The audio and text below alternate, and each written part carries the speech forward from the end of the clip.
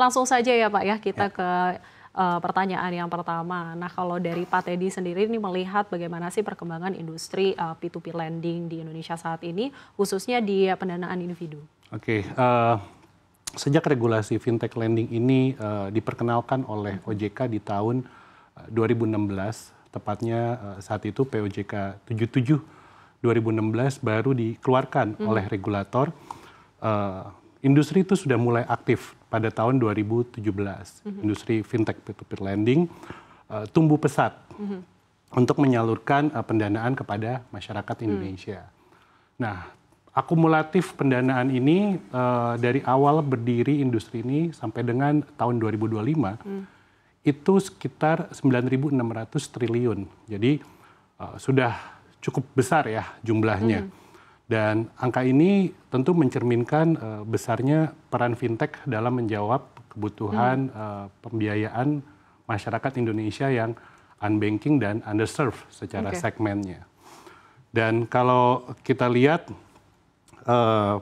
demand dan supply secara gap pertumbuhan kredit, segmen yang tidak terlayani oleh lembaga jasa keuangan seperti perbankan, itu ada sekitar 86% dari total penduduk kita.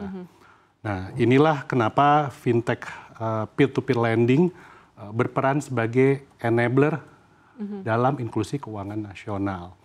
Jadi kalau kita lihat segmen pendanaan individu ini, fintech lending memberikan solusi alternatif yang relevan ya. Contoh misalnya untuk konsumsi mendasar, yang nilainya tidak terlalu besar. Tiket size kami itu di antara 500.000, 3 juta sampai dengan 5 juta rupiah.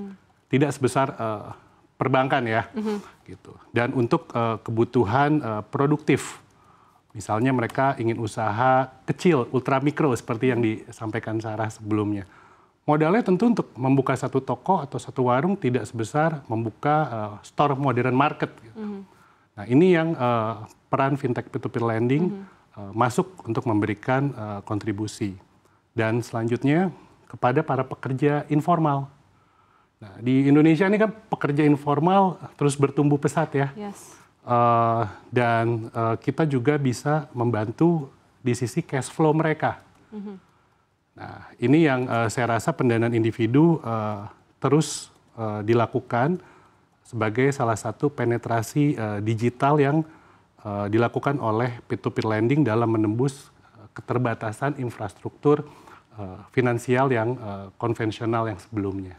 Oke, jadi memang banyak juga masyarakat yang tidak tersentuh oleh perbankan dan ini bisa didobrak gitu ya sama P2P sendiri. Betul. Tapi kalau misalnya dari perubahan perilaku mungkin dari masyarakat sendiri dalam 1 tahun ini, itu juga ikut mempengaruhi pertumbuhan dari fintech P2P juga nggak sih Pak? Sejauh ini iya.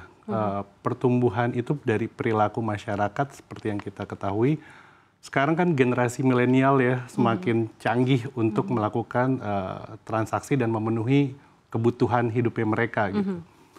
Baik yang konsumtif maupun yang produktif. Nah, dengan hadirnya platform Uangmi Fintech ini sebagai bagian dari layanan pendanaan bersama berbasis teknologi informasi, kami berusaha memenuhi adanya kebutuhan masyarakat ini. Gitu. Jadi saya kira sangat memberikan peran lah untuk menutupi gap permintaan masyarakat atau konsumen yang balik lagi tidak terlayani oleh perbankan. Jadi kita menyebutnya mungkin inkubasi kali ya.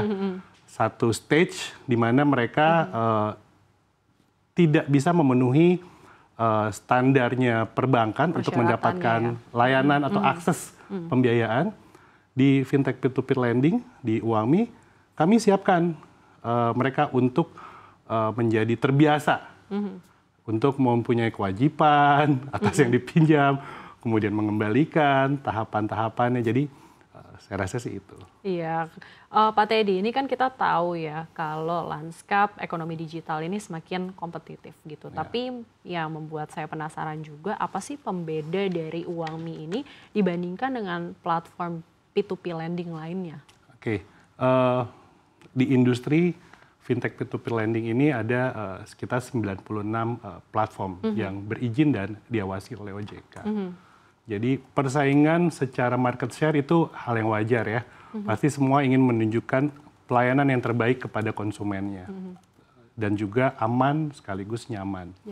Nah, yang membedakan Uangmi dengan peer-to-peer dan platform lainnya, kami sangat mengedepankan AI driven risk assessment.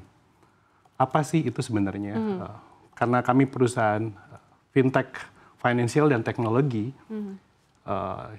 kami sangat mengandalkan pendekatan machine learning dan juga algoritma yang untuk masuk ke tahap penentuan kualitas profil resiko. Oke. Jadi kita lakukan yang namanya risk credit scoring, risk assessment, dan yang terakhir fraud analytic. Ini menggunakan machine learning dan algoritma. Mungkin kalau di industri konvensional, ketika memberikan fasilitas pembiayaan, pendekatannya pasti paper based, rekening koran, kapasitas, kolateral, kemudian capital. Nah, kalau itu tidak match ya, maka akan ditolak. Kalau di Uangmi, di peer-to-peer kita menggunakan AI driven risk assessment. Dan yang membedakan Uangmi dengan yang lainnya adalah yang kedua kita customer centric. Tanpa adanya borrower atau customers, mungkin Uangmi hanyalah sekedar perusahaan teknologi yang tidak bisa melayani kebutuhan masyarakat di Indonesia. Jadi kita punya customer service yang bagus, baik secara online melalui kanal-kanal customer service-nya Uangmi, ada juga offline melalui kantor-kantor kami, dan yang paling penting ini adalah kita berusaha untuk sustainable growth through human capital. Jadi perusahaan ini dibangun melalui kombinasi dua orang yang memiliki kompetensi. Kompetensi di bidang teknologi, satu lagi kompetensi di bidang keuangan. Jadi saya rasa secanggih apapun teknologinya, kalau SDM-nya tidak kompeten gitu ya, it's just another tools. Gitu. So it should be like right man in the right place lah. Benar-benar. Jadi ini yang membuat Uangmi menjadi beda dan punya unique selling proposition. Iya.